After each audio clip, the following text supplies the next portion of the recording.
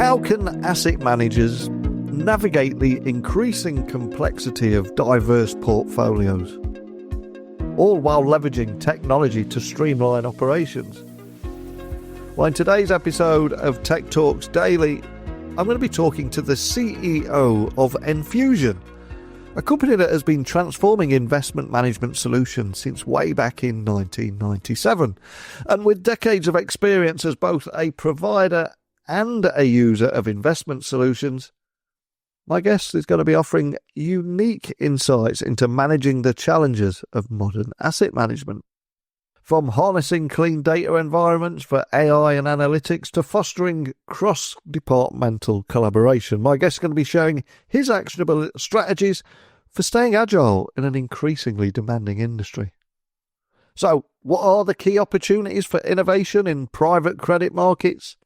How can technology drive success in this evolving space? Well, I'm afraid I don't have the answers. So it's time for me to introduce today's guest, who will have all these answers and additional insights. But enough rambling from me. Let's get him on now.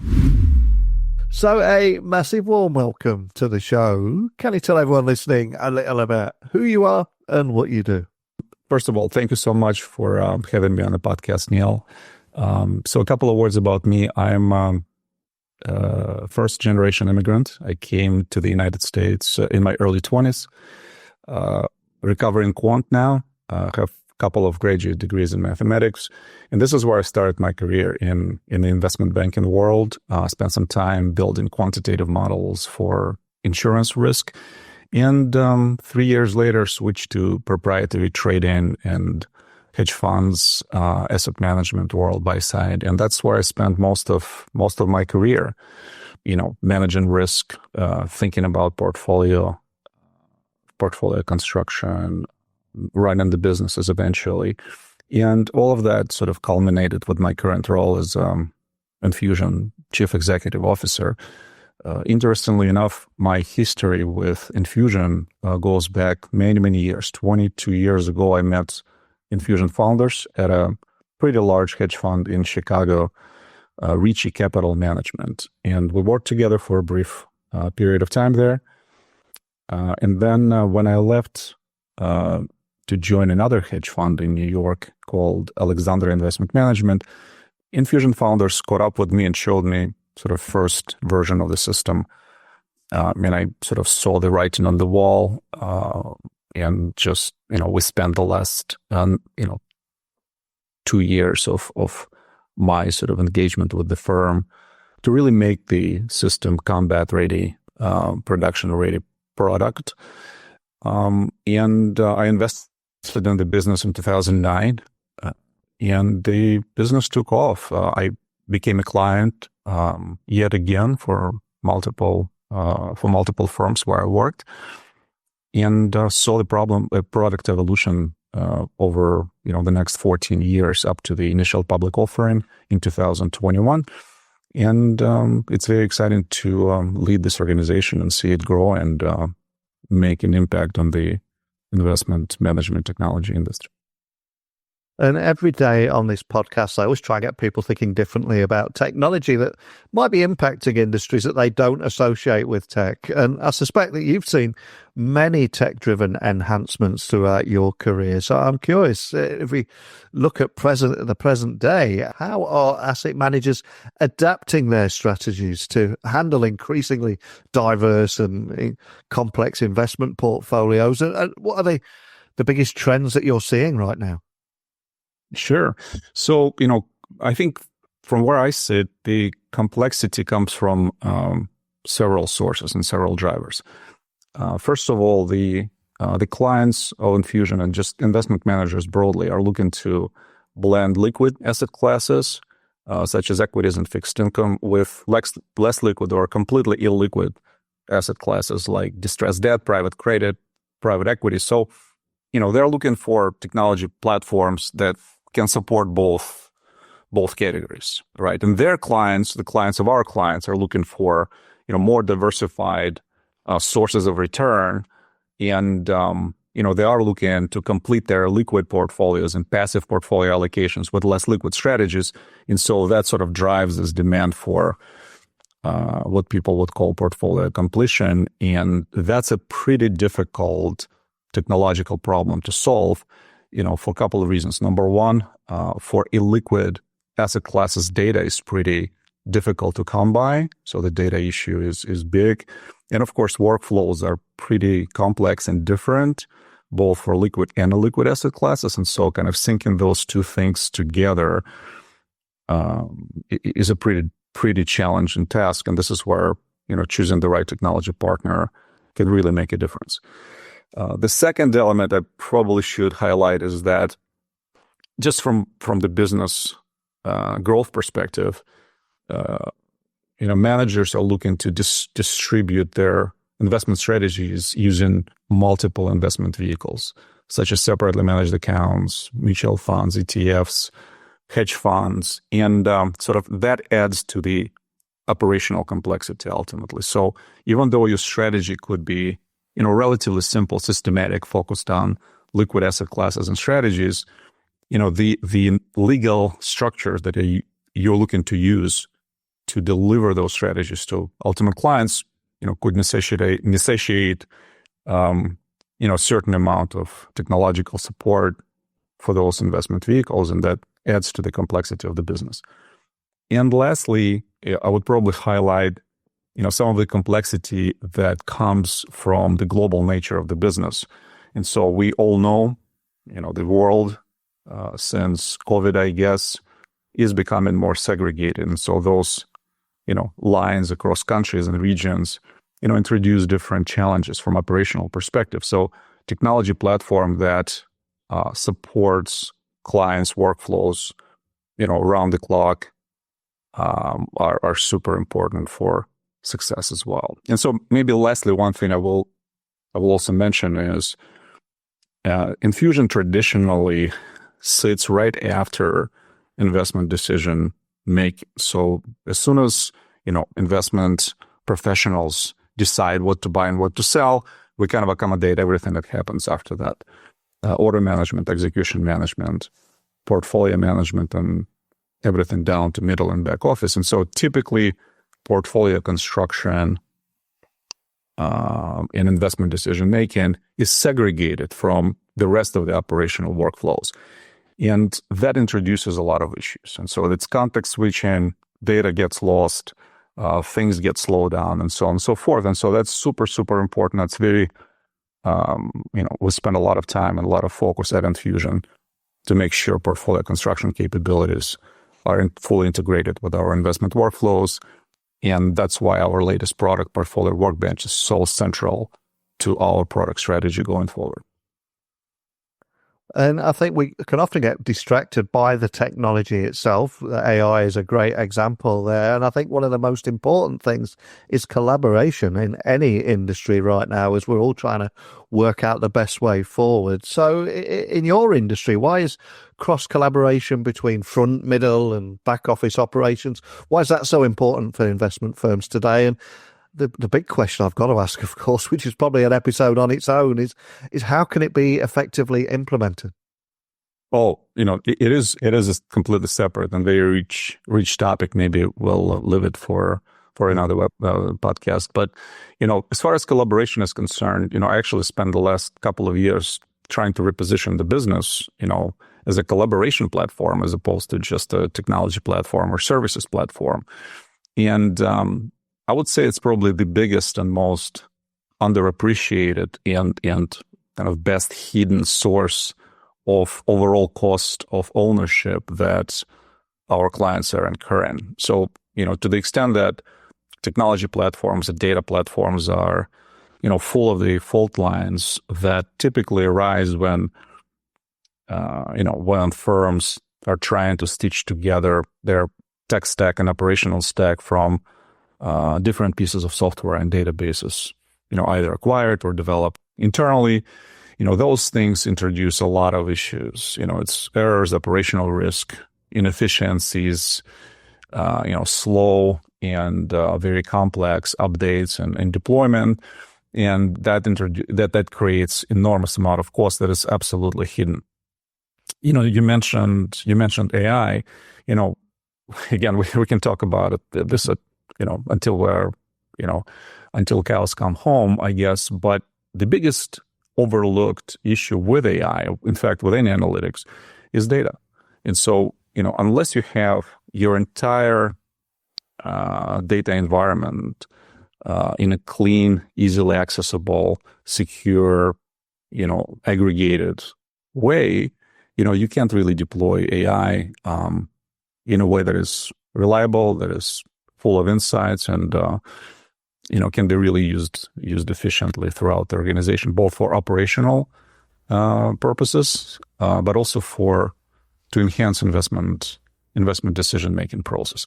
But another element that I really want to emphasize in this context is this notion of collaboration isn't necessarily confined to collaboration within our clients' operations, front to middle and back office, or between sort of legal department, risk management, and execution trading desk, for instance. What is important also for us is, we deliver not just software, we also deliver services to our clients, managed services on a daily basis, and board and implementation, and so on and so forth. And so from that perspective, it's super important for us to be viewed as, extensions of operations of our clients as well. And so it's very important for our team to collaborate with the team of our clients, not just teams within our clients' businesses, collaborate with each other. And in my mind, that's only possible if you have one cohesive, data set and one cohesive software stack that both our clients and our teams are using at the same time. So that creates very fluid and error-free or minimal error type environment for all of us to collaborate. And I think there's also an increasing focus on ROI in every tech project now. So in your opinion, how can firms better leverage technology to increase agility, improve decision-making across the departments, especially in the face of this incredibly fast-changing market? It's an incredibly tricky balance to achieve, and there's that focus on ROI piling the pressure on as well. But what are you seeing here? Well, no question, but I'd say it depends what each firm is trying to accomplish as its business goals. Are they trying to focus on specific product and strategy? Are they trying to expand globally or distribute the same product across multiple sort of segments of the client universe?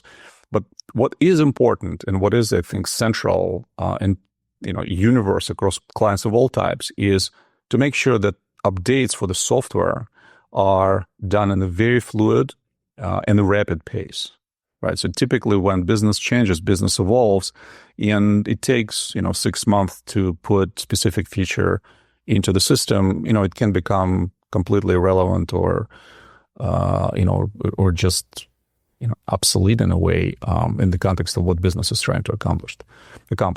Also, let's keep in mind our technology architecture is SaaS-native, which means that all our clients are using the same version of the software, which of course streamlines our ability to support the clients, but also enables agility of the clients and allows them to focus on what they do best, which is generating, attractive risk-adjusted returns for their clients, and maximize ROI on their technology investments without having to worry about upgrades and the related headaches and costs. We at Enfusion typically say that we are the last upgrade our clients ever need for that specific reason. Another big deal from my perspective is for the clients to have a very very robust and flexible and open data environment, as I mentioned before, one unified, clean IBOR, investment book of records, and security master that sort of enables all of this investment workflows and, creates this very fluid ability for the team to interact, for decisions to be made, for data to be managed. And I guess last thing I will say that, would maximize ROI of consumers of the tech software and services, really has to do with openness and API richness of the technology stack, so the clients themselves can access the data in a programmatic way, data and calculations that the system performs, and then overlay their own analytics, their own calculations, their own processes on top of that without getting us involved or vendor involved. And so that enables more rapid business evolution and agility for the clients themselves. And if we look at the tech-driven enhancements in investment solutions, I'm curious, what role are you seeing technology play in optimizing trading strategies for emerging markets? And also, what are the most promising innovations that excite you in this space right now? Well, on the emerging market side, I mean, it's very well known. They're typically characterized by low levels of liquidity, complexity of the trade implementation, very prolonged and pretty complex, trade settlement process. And of course, everybody has to be very cognizant of, very, very complex regulatory and compliance constraints. And so any modern technology platform, any services around technology platform that companies like Enfusion provide, have to take all of that into account, and all investable emerging market asset classes and instruments and nuances related to market microstructure has to be handled. As far as innovations are concerned, interestingly enough, I would probably classify private credit as an emerging market just because of its huge size and speed of evolution, and operational challenges that we keep seeing in that segment of our total addressable market are absolutely monumental. It stems from the fact that a lot of transactional documents, credit instrument data, terms and conditions, workflows, they're still sitting on paper. People still operating with faxes, a lot of manual inputs. And so data is really, really, very difficult to come by. Creates a lot of issues with calculation of prices, risk management, support of instrument lifecycle. So we are seeing an enormous amount of innovation in the space. There are several firms out there that do absolutely spectacular work on digitizing and capturing analog data on credit instruments, supporting valuation of multiple, both simple and complex private credit, direct lending type workflows. And that's an exciting development for us where, Enfusion can and will go next in our evolution. And from what you're seeing here and the conversations you're having with your customers, what would you say are the most common challenges firms are facing when integrating their operational departments? And how can solutions like yours at Enfusion, how are you helping them address these problems? Well, our software, as I think I alluded to before, has been developed sort of from bottom up, fundamental basic principles.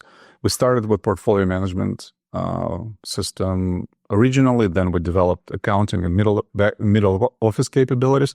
And then after we put in place order and execution management system, we sort of ended up with one cohesive and fluid stack of software devoid of these fault lines that are typically present when people combine,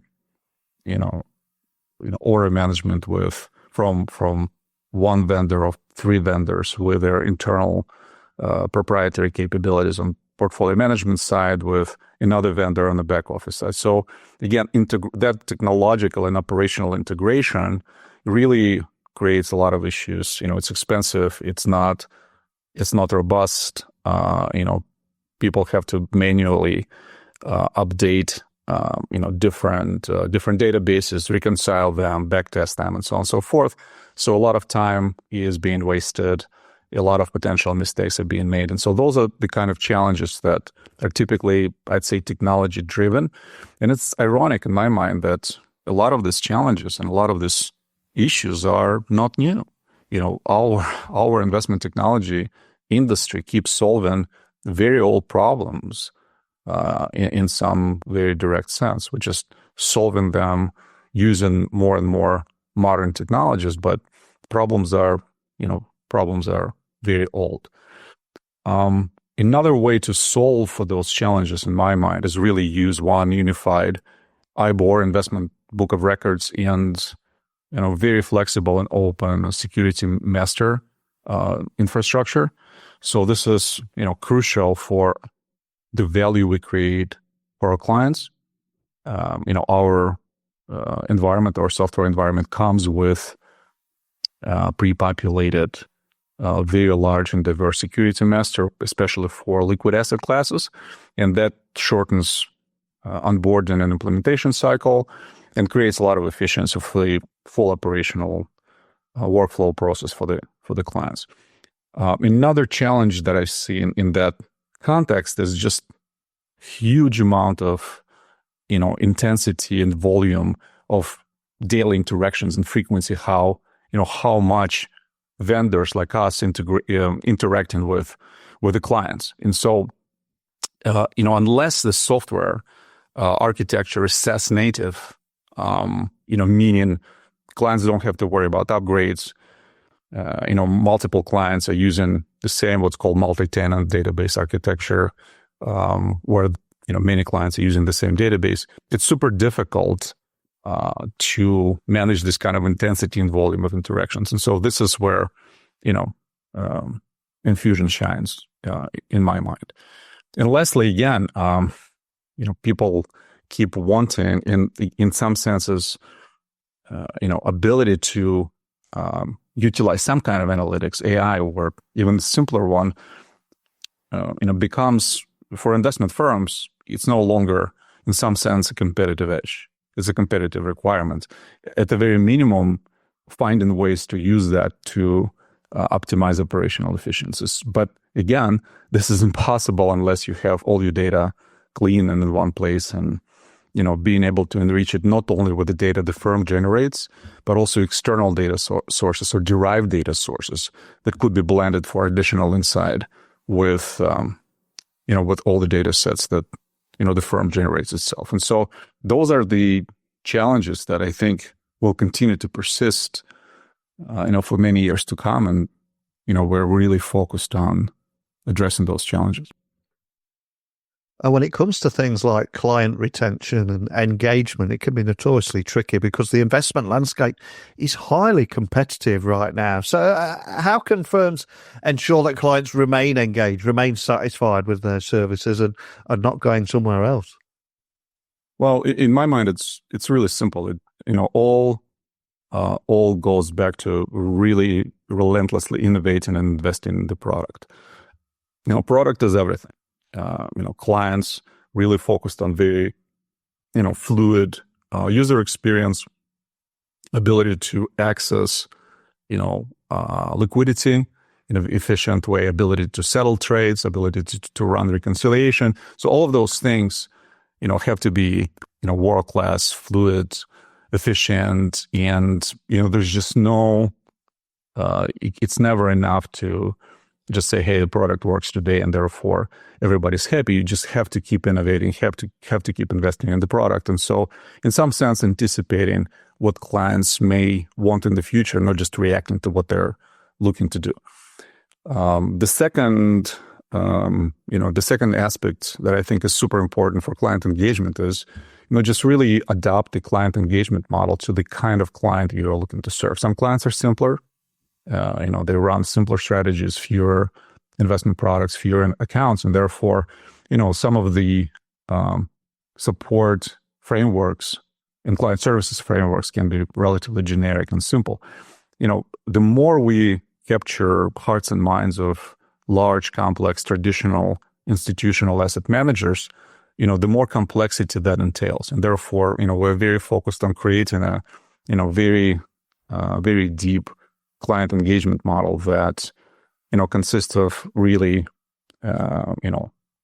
top-notch experts that not only do they understand Enfusion technology and capabilities, but they also understand clients' business at a very deep level, and so they truly can support the clients in all kinds of different circumstances. And lastly, in addition to investing in technology, you need to invest in people. And so we spend a lot of time developing educational and support documentation for the product, financial markets in general, to make sure our team possesses knowledge that is absolutely crucial to deliver services to our clients. And in fact, clients themselves are asking for those kind of things, and we opened up our knowledge platform. We call it Violet to our client base, so that they can understand and use Enfusion product to its full potential. Well, earlier in our conversation, we touched upon the integration of the front, the middle, and back office operations. And if we look ahead, how do you see that evolving over the next few years? And what role do you presumably see AI and automation playing in shaping that future? How do you see all this evolving and taking shape? Yeah, I think the more and more, the clients focused on reducing total cost of ownership, both in terms of increasing operational efficiencies or, reducing amount of time and effort and money they spent on upgrades, supporting their investment process, operational process with the data that investment technology system provides, the better the whole industry is going to be, right? And so I think, one of the key focuses is going to be on, as I mentioned before, eliminating these fault lines, either between front, middle, and back office or across multiple departments like, risk management and compliance teams, interacting with portfolio management or execution and trading desk. So that's going to be a big focus of the industry, and the challenges there will be never ending, amplified by what we just discussed: complexity of global markets, complexity of instruments and different trading strategies and investment vehicles that clients will exceedingly use to deliver even simplest investment strategies to the market. And, the growth of markets, such as private credit market and private equity markets that, are pretty opaque, not standard, and the data and software challenges there are absolutely monumental. And, as far as artificial intelligence is concerned, specifically, and data analytics, more generally, the models themselves, it's already apparent, I think, to everybody that they become more and more, or exceedingly, I should say, generic. Of course, they are evolving. Of course, there's no end to innovation on that front. But what is more foundational and what's more important is, the data sets and quality of those data sets that are used to train the models. And so I think a lot of the future focus is going to be on designing data environments for the firm that rely on, very flexible, robust, secure, and scalable sources of data and data architecture to actually empower artificial intelligence, both to drive investment outcomes and operational efficiencies. And with your experience on both sides of the investment solution equation, I've got to ask, is there any advice that you'd give to asset managers that might be listening, looking to stay ahead in this increasingly complex and competitive industry, not to mention the influx of tech enhancements being thrown in there? Any advice that you'd offer to anyone feeling a little overwhelmed with it all right now? Yeah, it's a good question. I guess one overarching thing I'd say is, if you want to outcompete your peers in the industry, you shouldn't settle for what works today, from technical perspective and operational perspective. You should keep thinking what, you can do better. You should keep open mind, evaluate different technology alternatives. And, technology world, as I mentioned before, it's evolving at, neck-breaking pace, while solving age-old problems. And so you can continue to evaluate different solutions, different vendors with specific focus on switching costs, right? These are the biggest impediments, I think, for our clients of all shapes and sizes when they evaluate, new and improved ways of doing business. They increasingly worried about, not breaking of what works. And I would say, don't be, evaluate every alternative from that standpoint and make sure that the new vendor that you're looking to replace your existing tech stack with can deliver, well-defined, transparent, and cost-effective onboarding process to reduce those switching costs and reduce the risk of sort of upgrading and modernizing your current tech stack. And that's one of the key reasons why I'm at Enfusion, frankly. I think we have a huge competitive edge vis-a-vis the current incumbents in the industry. We're so well positioned to win precisely because of all those elements that I just described. We're SaaS-native, multi-tenant architecture since day one. We cover full stack of investment capabilities, front, middle, and back office. And we do deliver those, those low switching costs in my mind when existing investment businesses are evaluating various alternatives on an ongoing basis. So that's, I guess, my biggest advice. Don't settle for status quo and keep getting better and engage the right partners to give you the right perspective and the right advice on what to do and the right software and services vendor that could become your true partner as you evolve your business. Fantastic advice. So we started our conversation today talking about your origin story and learn more about your journey and everything you've experienced and where you see things are heading. I want to ask you to look back one last time now, because none of us are able to achieve any degree of success without a little help along the way. So is there a particular person you're grateful towards? Maybe they saw something in you, invested a little time in you, or just helped you get you where you are, that we can maybe repay them, give a little thank you and a shout out to. Who would that be and why? Yeah, there are definitely too many of them to mention. I've been, very, very lucky with my mentors. I still keep in touch with all of them. And, thankfully, as I marched through my career and through my life, the number of those, of course, kept growing. But, probably for the purposes of this conversation, I'd highlight Morton Lane, my first boss. He believed in me. He gave me my first job in investment banking, and his mentorship and inspiration kind of laid the foundation for everything I've been doing for the rest of my career. Rick Angel, my old friend and partner from kind of Chicago proprietary trading community. John Zerolis, my boss at the Swiss banking UBS. They both taught me a lot about Chicago style, quant-oriented derivatives trading and risk management.